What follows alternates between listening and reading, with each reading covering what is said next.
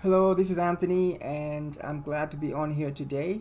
Today's video is going to be on BreakTest Proctor Test, and we will cover three features of this test upon data entry, which is auto calculation, auto plotting, and then plot fine-tuning.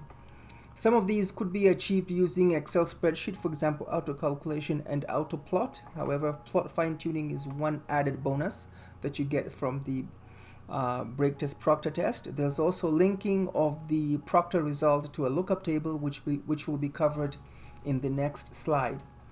At this point, I'm going to assume that the measurements have been collected for volume and weight of samples, and that you have 5 samples that were separated from the main soil mass, and the middle sample, assuming that it had a moisture content of or an optimum moisture content, then the next samples would have a moisture content of +2%, +4%, and then from there you have -2% and -4%. So I'm going to start entering the data here to observe what happens.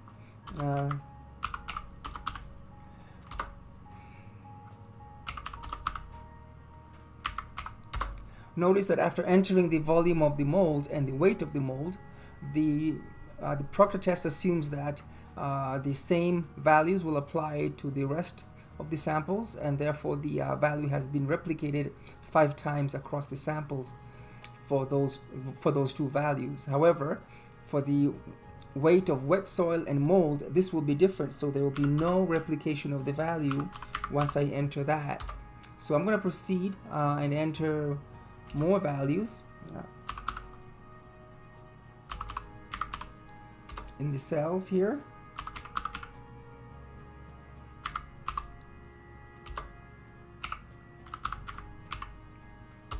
Right, so after finishing entering those values, the other thing is the auto calculation has done calculation for the dry density, these yellow highlighted values right there, and also the moisture content for the sample has been calculated here, including the intermediate values that were required to get this calculation based on the formula that is presented for those values. So I'm going to proceed here. I'm going to assume that the volume of mold and weight of mold is the same for this sample, and I'm going to proceed with the weight of wet soil and mold.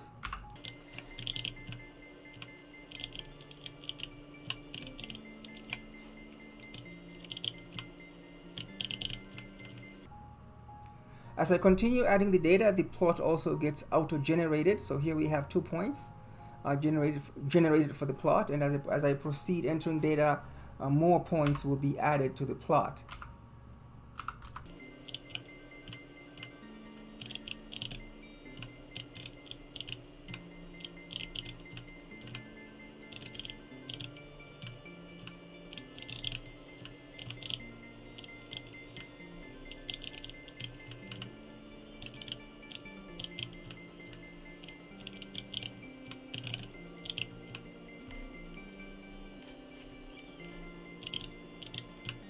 Right, so having finished entering the data for the volume and for the mass of the soil samples, we can see here that the plot has been successfully generated, and it shows a smooth peak. I'm just going to position this back. Right, okay, there. So the plot has been generated and it shows a smooth peak right there. However, if for any reason your assessment of the trajectory is not ideal, you can go ahead and click on Edit Plot right here. Okay, so once you click on Edit Plot, you'll be presented by the Proctor Curve Fit tool, which is shown on this window here. And you'll normally visit Edit Plot if you feel that the trajectory of the Proctor curve as generated by the software is not to your satisfaction. There are 2 ways in which you can adjust the trajectory of the plot, and one of it is to flip the switch either to the left or to the right side, and then to turn the knob that is shown here. Right now, I'll work on the left side, and by turning the knob, the shape of the curve will change, but it will continue to go through the measured points that you recorded in the table. You can flip the switch to the right side, and the same will happen. the proctor curve will change, and you can fine-tune that to your satisfaction. And always the curve will change but maintain its route through all the points that were entered, the measured points that were entered in the table. The other method of changing the trajectory is by grabbing the crosshairs. Usually the crosshair initially will be at the maximum point, at the peak point of the curve. So you can grab the cursor or the crosshair, and you can locate a point of interest and drop the crosshair there. By doing that, you'll be presented with a dialog that will ask you if you would like to adjust point number 2 in this case, and I'll click OK.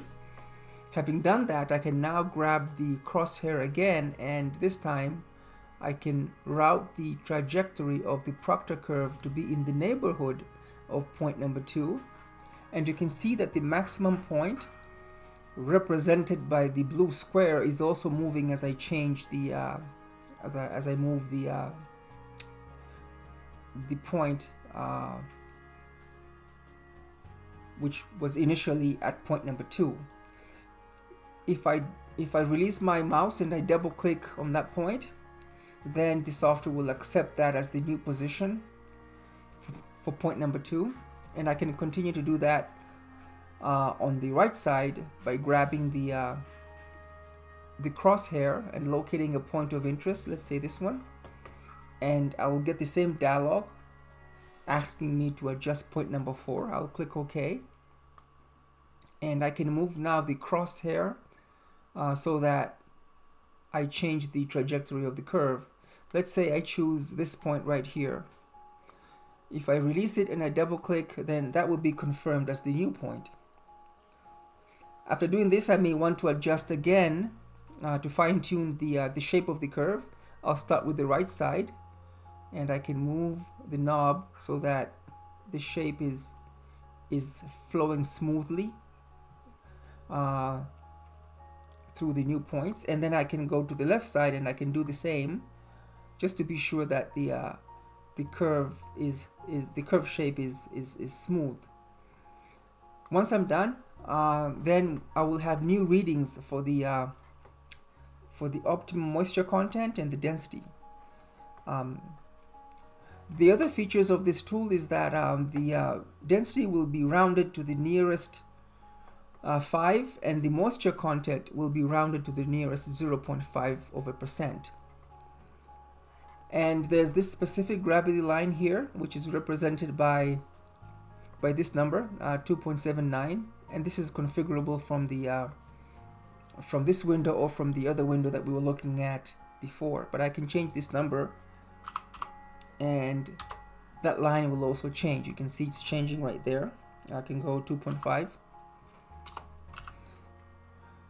That is the zero void line.